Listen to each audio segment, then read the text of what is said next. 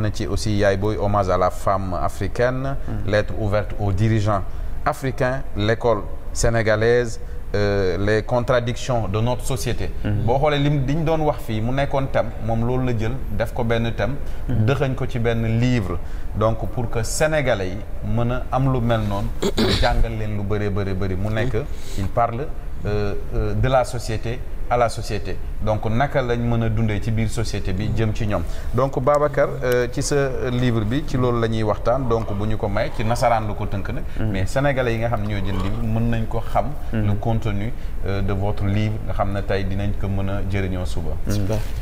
jërëjëf El Hadj Dame déjà maa ngi kontaan trop si question bi et puis voilà déjà balaa may commencer dafa am tey suñu benn xarit boo xamante ni dafa ñàkk waajuram bu góor ñi koy woowee Cheikh Fall donc mu ngi tudd Mor Fall donc ñi koy ñaanal yàlla yërëm ko xare ko aljana voilà di nuyuwaale bu baax alaaji suñu waa ji mooy Moustapha Fall MC depuis Plateau donc mu ñuy suivre muy police bu Plateau la nekk di ñu suivre waa Plateau koy siyaat baax voilà Mosaïque de pensées intimes moo nekk suñu deuxième livre donc tey jii boo xoolee ñun ñu ngi commencé par slam donc Pape Sidi bu ma ñëwee sànq mu ngi may tooñ naan ma est-ce que léegi yaa ngi slam ba léegi ma ne ko fàttewuñ parce que d'habitude comme la ñuy wax rek alkaati du bàyyi dóore donc slam bi donc nuñ ko doon defee donc ba tey ji ñu ngi koy def donc tey ji suñu premier livre mu ngi tuddoon Plat d'entrée donc c'était un recueil de poésie slam boo xamante ne nii man ak Souley ñoo ko bindoon sama benn camarade bu nekk université Gaston Berger donc bu ñuy nekk 3e année en licence man maa nekkoon université Cheikh Anta Diop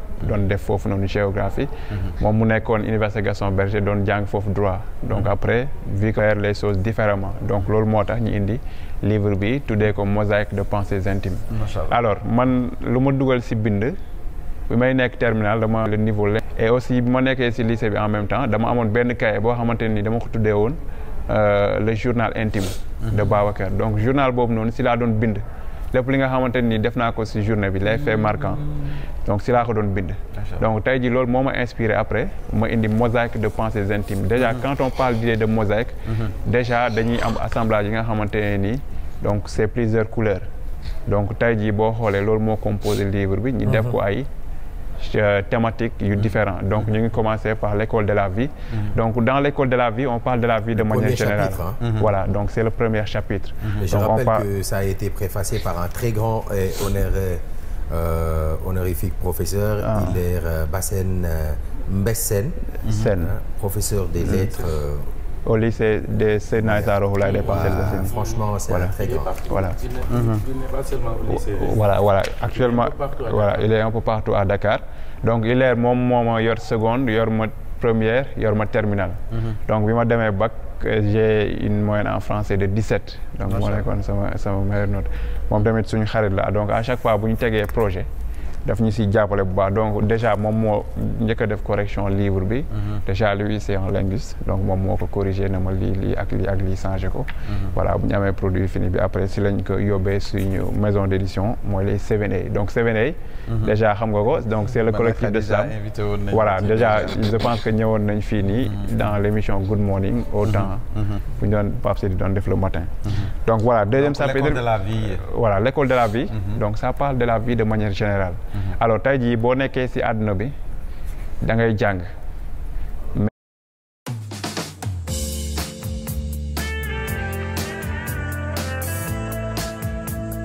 mais nekkul ne peut-être professeurs yi nga xamante ni da nga leen di gis donc dans l'école de la vie on a parlé des professeurs qui sont différents on a parlé de Monsieur Amour on a parlé de Madame Persévérance on a parlé de l'échec donc yi nga xamante ni ce sont des professeurs yi nga xam ne on les voit pas mais à chaque fois dañ ñuy jox ay leçons donc su ma échoué lan laa si mën a jàngee tey jii su may dund mbëggeel lan laa si mën a jàng tey jii persévérance lan la ma mën a indil sama dund donc yooyu noonu yëpp dañ ko développé si chapitre boobu noonu voilà donc chapitre boobu bëgg naa ko trop mooy d'ailleurs mooy chapitre bu ma gën a neex mooy l'école de la vie ak hommage à la femme africaine. L'école de la vie mooy premier chapitre. mooy premier chapitre. Deuxième chapitre mooy sous-développement. Afrique et sous-développement. Afrique et sous-développement. donc Afrique et sous-développement.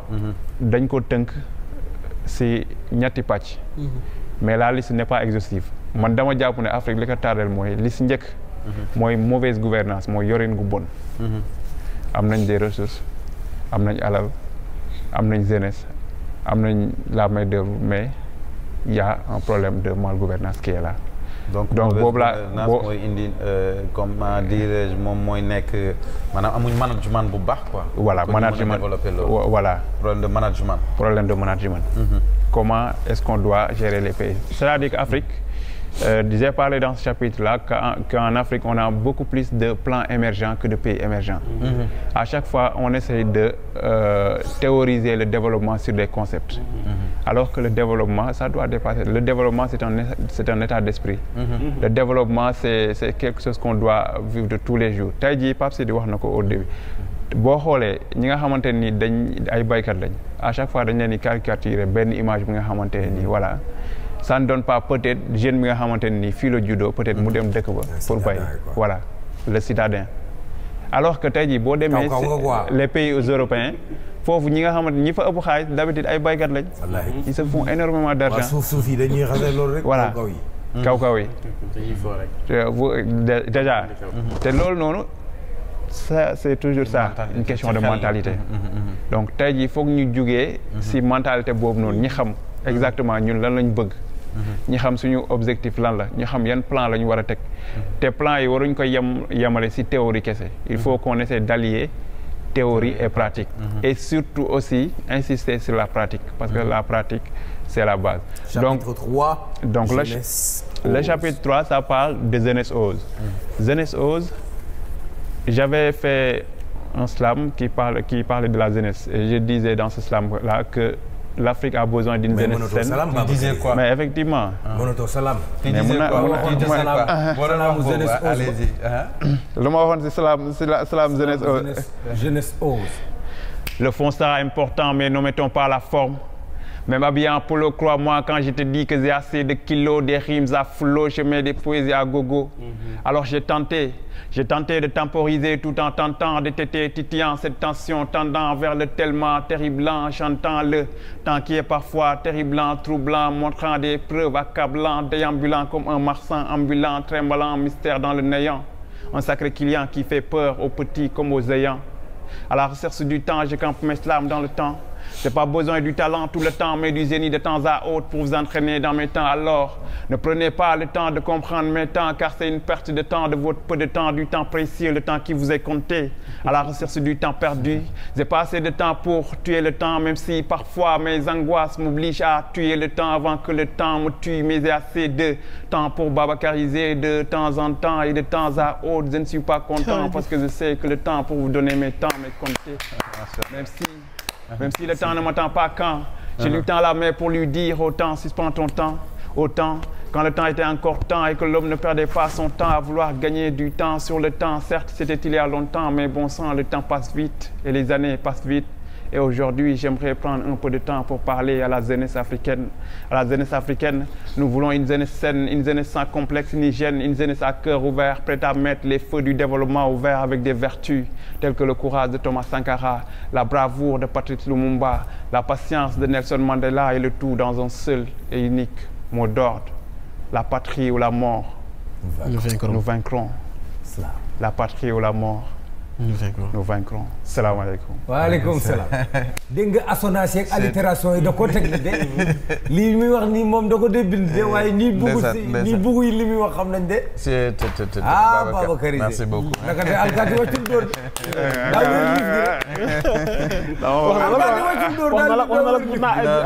Babacar c'est un professeur aussi jàngalekat la donc jàngalekat la du Moussa bàyyi loolu. mais le temps finit par nous enterrer. vraiment. wax leen ci temps bi temps bi. donc am na solo parce que jeunesse ose donc day wane teg naa ko ci taal lu leer nga wax que jeunesse ose. Voilà. Et quand on parle de jeunesse ose, moi je pense que la jeunesse africaine ose déjà. Vraiment. Mais si on dit à cette jeunesse-là d'oser, c'est juste de continuer de l'encourager à essayer. Voilà, donc déjà tey jii à chaque fois boo gisee ndaw ñi ku nekk am nga bëgg-bëgg ku nekk am na li nga bëgg wala tey jii cag-cag yi bëri nañ ci dëkk bi di nga gis boo yeewoo 4 heures du matin Kër Massar par exemple si suuf pont bi di nga gis foofu ce sont des jeunes qui sont là-bas benn objectif lañ am muy tekki teral waajur yi benn objectif lañ am muy tekki génne waajur yi sur location tey jii boo xoolee lan moo tax jeunes yu bëri di jël par exemple pirogue yi gaal yi c'est juste pour tekki moo si dugal nit ñi man tey si ngoon dama doon waxtaan ak sama rakk yu jigéen ñi ma leen di tooñ man leen man moom sama livre dama si bind ne gaal yi moom du solution man moom du ma dem si gaal yi mais su ma gisoon oto bi dem Espagne damay yéeg dem mais après dañ doon ree ma ne leen tey jii ñi nga xamante nii ñu ngi jël gaal yi di dem benn motivation lañ am mooy nan la ñuy def ba tekki nan la ñuy def ba génn si jëlee waajur yi peut-être voilà si location bu ñu nekk si dund bu cher bi et tout donc chapitre boobu ça parle de ça donc de la jeunesse ose aussi on a parlé de léegi am na bu ma gën a yitteel la justice à double vitesse boobu noonu donc yéen en tant que jeune lan nga ci jàng ba gis ne ñaari xar kanamu justice moo am pour yow. Un pays ne peut pas se développer. Donc là tu parles de l'Afrique ou bien le Sénégal? Là je parle de manière générale. D'accord. Parce que je l'ai dit, la justice à double vitesse. Donc mooy justice deux poids deux mesures. Justice bi nga xamante ni peut-être day protéger les forts pour écraser les faibles. Donc justice boobu baaxul ci dëkk. Donc justice lan la war a def dafa war a indépendante. Justice dafa war a nekk au juste milieu. Donc justice warul làq doom dóor doom. Voilà donc dañu bëgg justice bi nga xamante ne nii voilà day équilibré day nekk dans le juste milieu day nekk benn justice bi nga xamante ne nii aussi day indépendante. Donc tey jii boo xoolee dëkk Afrique dëkk yu bëri lan moo indi problème yi da ngay gis benn président boo xamante ne nii danaan ñaari mandat la bëgg mais day dem ba ñaari mandat mi jeex day dem jéem a tripatouiller la constitution pour indi ay ligne ba jaxase affaire yi ne voilà fii virgule bi changé wuñ ko fii voilà et puis peut-être mun na dem après si ay magistrat am ñu ne ko voilà am nga droit présenté wu te loolu noonu indi na ay émeutes ay dëkk yu bëri indi na ay coup d'état te loolu noonu c'est un problème de la justice aussi tey jii tamit au Sénégal je pense que am na fi am à un moment donné ñoo xam ne bu dëkkee ci koñ yu bëri maanaam koñ yu xaw a ñàkk lool justice ba day ñëw rek ñu taxañ def li ñuy def bu ñu amee yenn dayo yi yenn teraanga yi justice ba am na nu mu taxawee tey jii da ngay gis koo xamante ne nii c'est un voleur de milliards mais mun nañ ko bàyyi ñi jël koo xamante nii benn téléphone la sàcc wala benn affaire bu ndaw ñu defeere ko mu yàgg prison mais xam nga foofu noonu la justice est rendue au nom du peuple et quand on transfère le mot en anglais c'est just ice on veut juste de la glace juste de la glace ça veut dire mooy juste ñu seral ce qu'on te donne bu xam ne liñ lay jox ci peine wala dara yow nga sentir ne c'est à l'auteur de tes faits li nga def moo tax ñu def la lii macha allah mooy da ngay sentir ne kii li mu lay teg nii war nga ko tegoo sa xol da koy nangu parce que nag yàlla moo ne ci téeram bu tedd bi alaysa llaahu bi ahkamil haakimiin je suis le meilleur des juges mais faites de telle sorte que cette justice soit rendue à mon nom au nom d'un peuple boo xam ne c'est un peuple qui ne voit pas l'intérêt de créer la justice. macha allah am na solo Sadio Ndiaye gendarme ñu ngi koy nuyu alaaj ñu ngi seetaan bu baax a baax. merci kenn du ñu wax lu ñu metti donc am na mais. am na lu ma gis gendarme la Sadio Ndiaye ñu ngi koy seet ñu ngi koy. Sadio Ndiaye la moo doon nekkoon si Boucar yàlla la bokk. Sadio Ndiaye gendarme loolu la. mu ngi ci est-ce que. Sadio Ndiaye bi ma xamoon ne si Boucar donc lettre ouverte aux Africains aux dirigeants africains.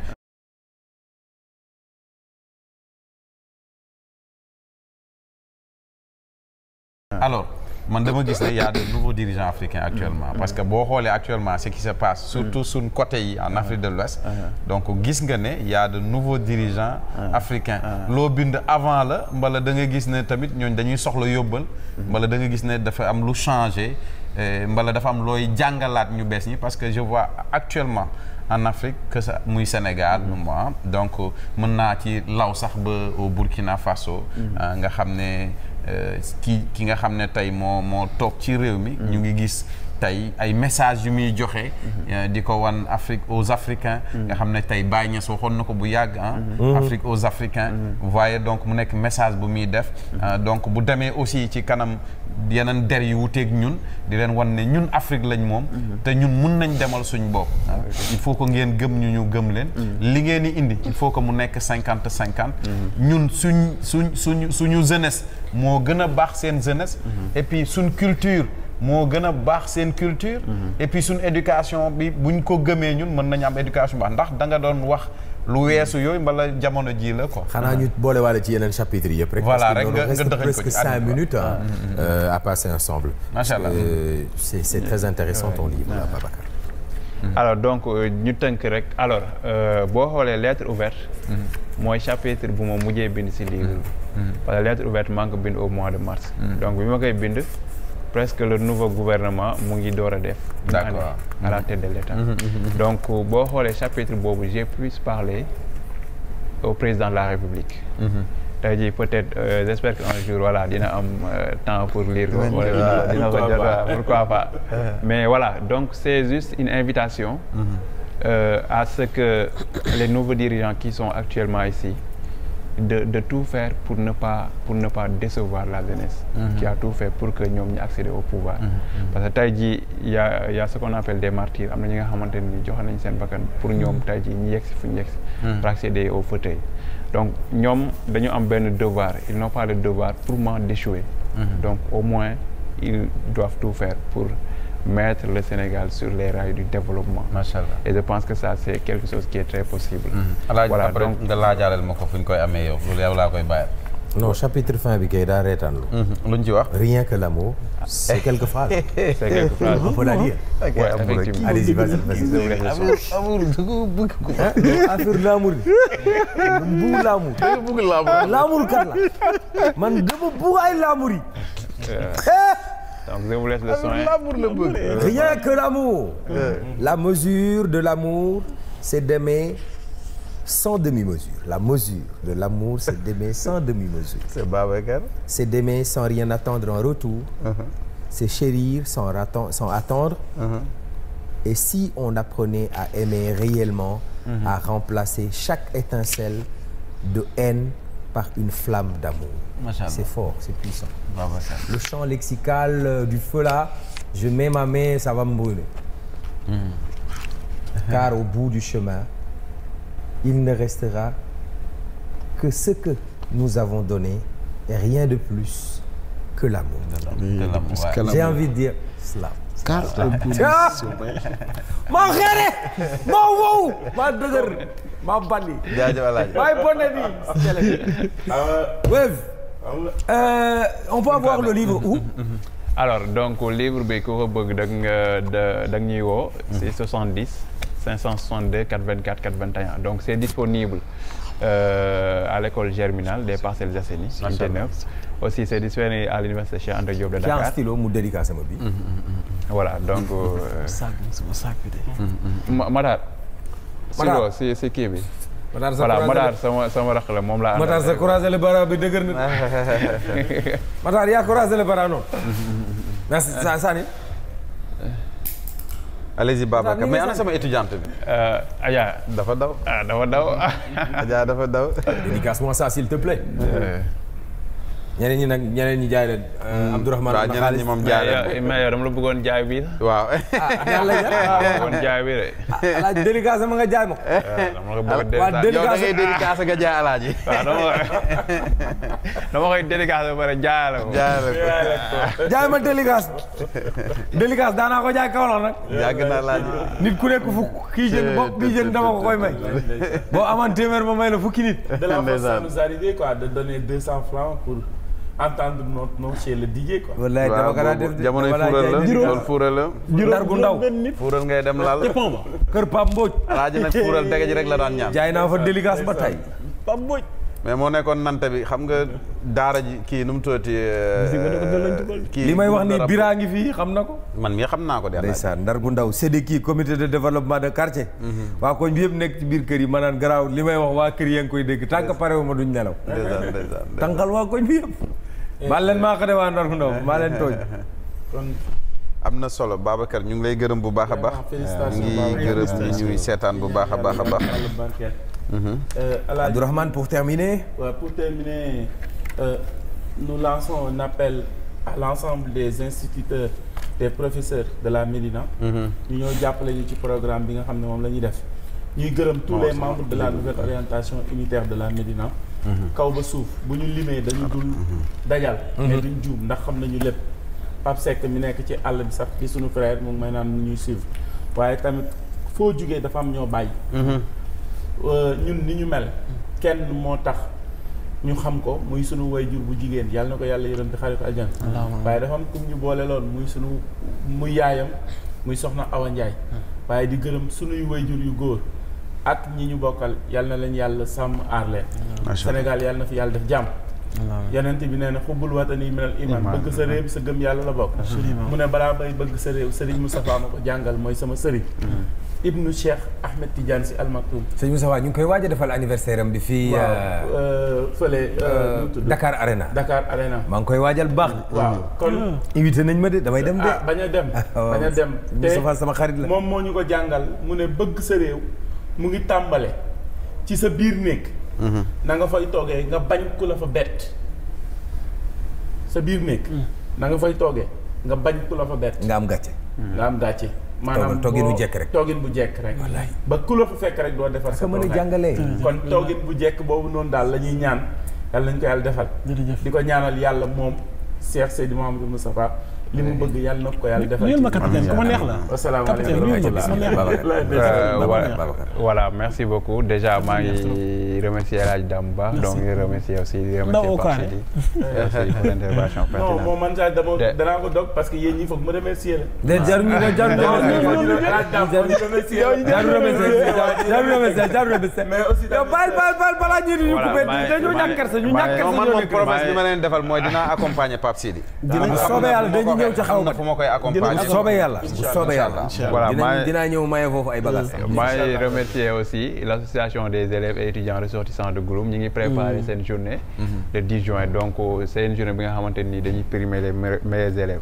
aussi di si profité waale aussi di nuyu waa groupe scolaire Germinal sama koñ Unité 9. donc fa lañ dëkk boo aussi c'est une excellente école.